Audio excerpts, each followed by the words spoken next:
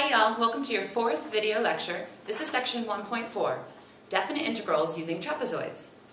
So the first thing we need to review is just what is the area of any trapezoid. Probably most of the trapezoids you've seen have looked something like this, and hopefully you remember that the area of any trapezoid will always be 1/2 of the height times the sum of the bases, base 1 plus base 2. I've labeled these two trapezoids like normal, but most of the trapezoids we'll see in calculus will actually have this bottom part shifted up so it's a nice horizontal line. It's the exact same formula. I just want you to think of that height now as really like the width of your subinterval. And instead of thinking of those as your bases, you almost want to think of that as this is the first height and this is the second height. So we can just slightly adjust your area formula of any trapezoid, and we can think of the area of any trapezoid, if it has this sort of orientation, as 1/2 of whatever your width is times the sum of your two heights. So our first example, this is the rocket problem. We have elevator, elevator. Elevator is driving in her rocket ship. At time t equals 0, she fires her rocket engine. The ship speeds up for a while. So here's our ship speeding up for a while. Then it slows down as Alderon's gravity takes its effect. The graph of her velocity, v of t, in miles per minute, is shown here. So letter A, what mathematical concept would you use to estimate the distance Ella goes between 0 and 8? And this is what we've been discussing. This is the definite integral. So the definite integral, remember, is the product of your two variables. In this case, it'd be the product of our time times the velocity. And remember that distance equals rate times time, or speed times time. So in this case, that would represent the distance traveled going from t equals 0 to t equals 8. Okay. Letter B asks us to estimate the distance in part A graphically. So graphically essentially means using our counting squares method. Now that method will work in this situation. I've provided a graph and a grid behind it. So we go ahead and estimate by counting the number of squares in that interval and multiplying it times the value of the squares. So please pause and do that on your own and then see if you agree with my answer. When I counted, I got approximately 60 squares. And again, we're looking from 0 to 6, 7, 8 only. So we are not including any information to the right of 8. So in here, I got approximately 60 squares. And then the value of each of those squares. So the value of each of those squares, we're going over 1 along the t-axis.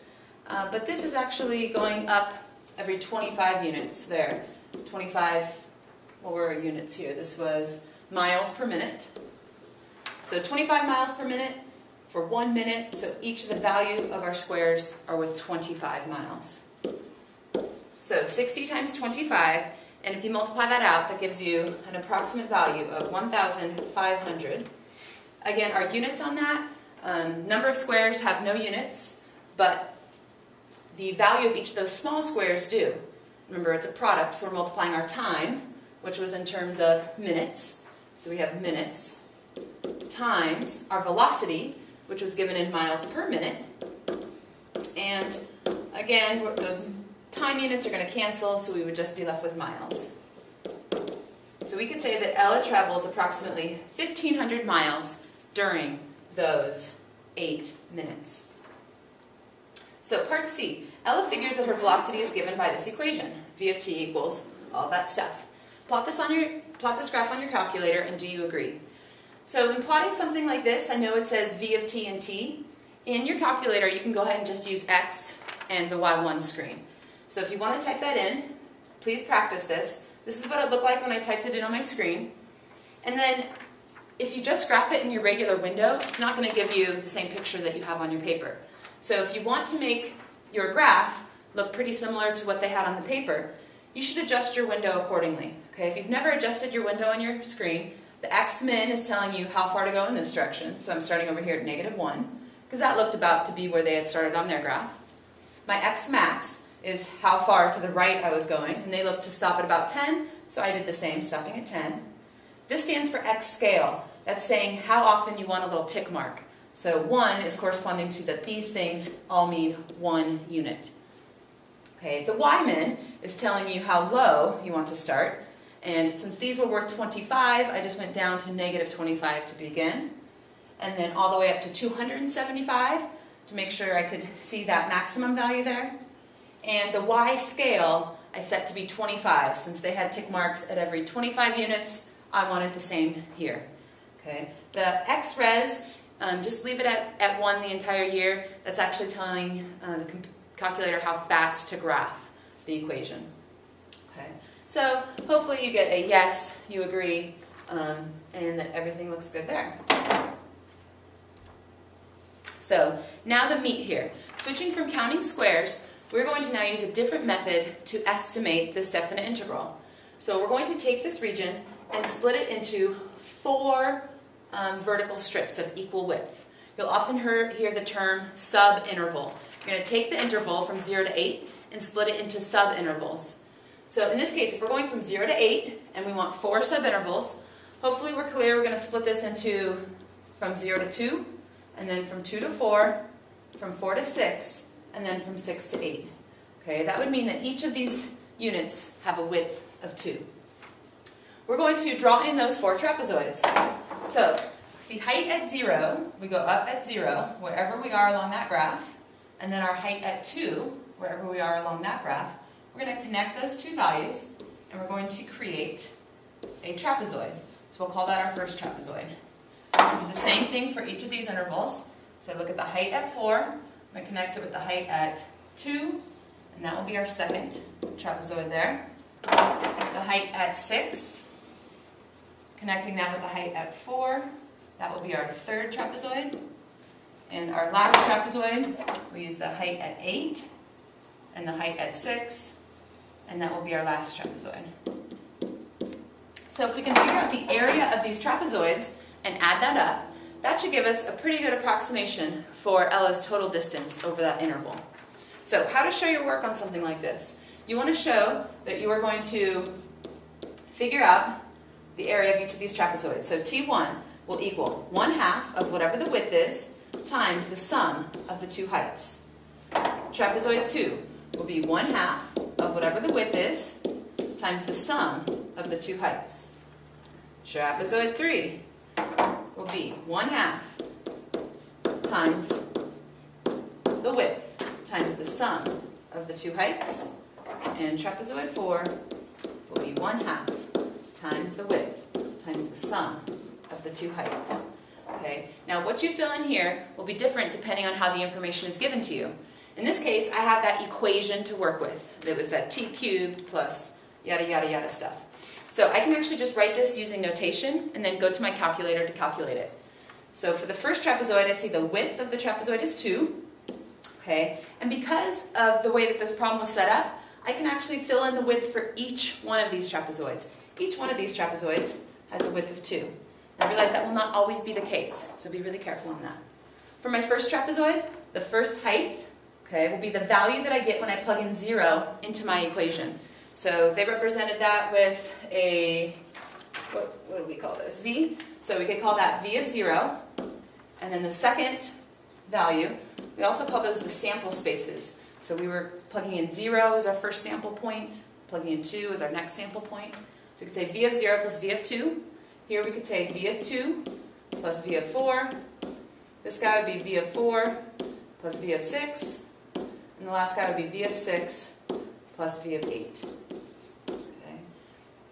Now in a problem like this, I know we could probably calculate those values by plugging in 0 into the equation. But oftentimes you'll have your calculator on a problem like this.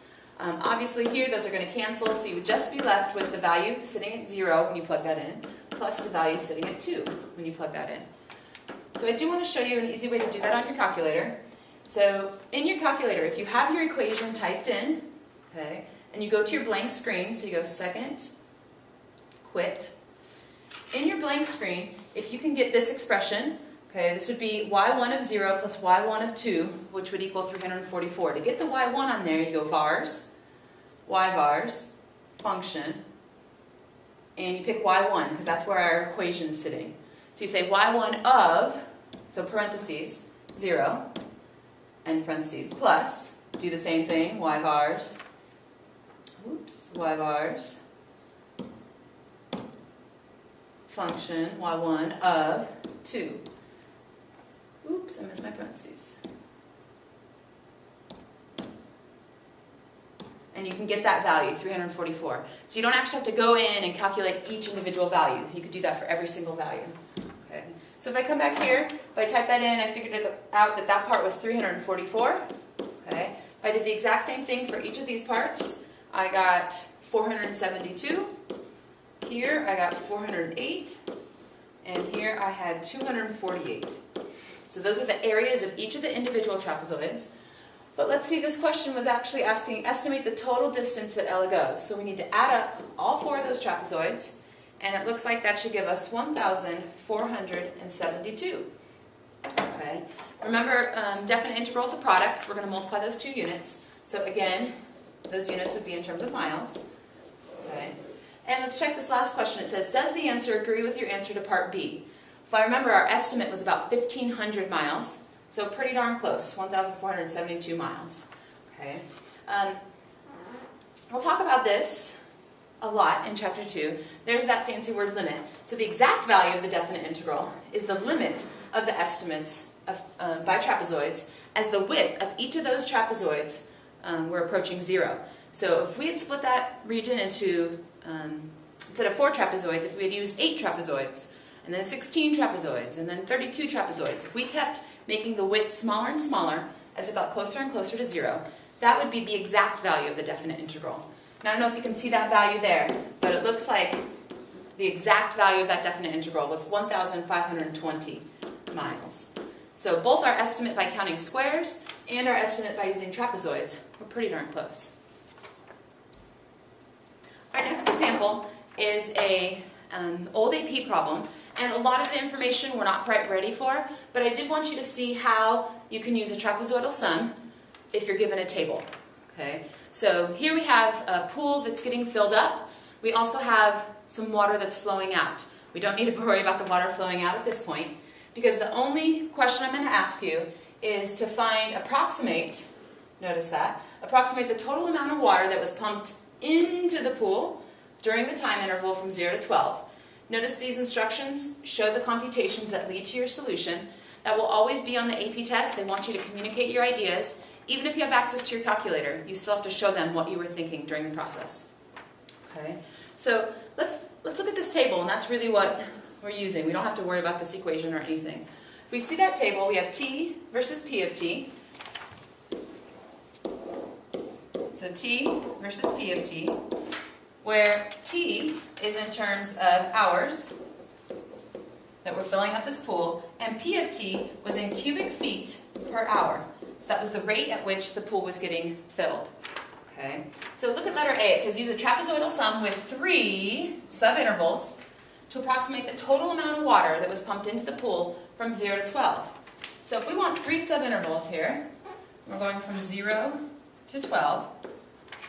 Okay. If we divide that by 3, hopefully you can see that we would be looking at these sample points. We're going to be plugging in 4, plugging in 8, and plugging in 12. And we're going to be looking at the trapezoids that get created using that information. Oops. There. So we're still going to have 3 trapezoids for this problem. So I know my setup will be very similar to our setup before. T1 will equal 1/2, whatever the width is, times the sum of the 2 heights. T2 will equal 1/2 times the width times the sum of those 2 heights. And T3 will be 1/2 the width times the sum of the 2 heights. But this time we don't have an equation to plug into. All we have is that table to look up at. So right here, all of our widths in this problem are still staying constant. So we know that for each of those widths would be 4. And then the value at 0. Now my picture isn't exactly right, because at 0 I was actually down here at 0. So if I was here at 0, 0, and I go up to this side, technically we have a triangle, but the trapezoid area model will still work. So the first height was 0, and our second height, we're going to use the value at 4. So we're going from 0 to 4, so I'm going to use this value, 53. Okay. Instead of writing 53 right here, I could have written P of 4, since P of 4 is the exact same value as 53. You don't have to write both one or the other would be fine. Okay. The second trapezoid, I'm going to plug in the height at 4, which was 53, and then the height at 8, which was 60. So 53 and 60. And then for my third trapezoid, I'll be plugging in the height at 8, which was 60, and my height at 12, which was 63. So 60 and 63. Okay. Obviously, each of these are going to cancel out to be 2. So I'd have 2 times 53, which looks like it gives me 106. Here I'll have 2 times the sum of those two values, which is 226. And this guy down here was 246. So altogether, that gives me a value of 578. Okay, remember, this was asking for the total amount of water.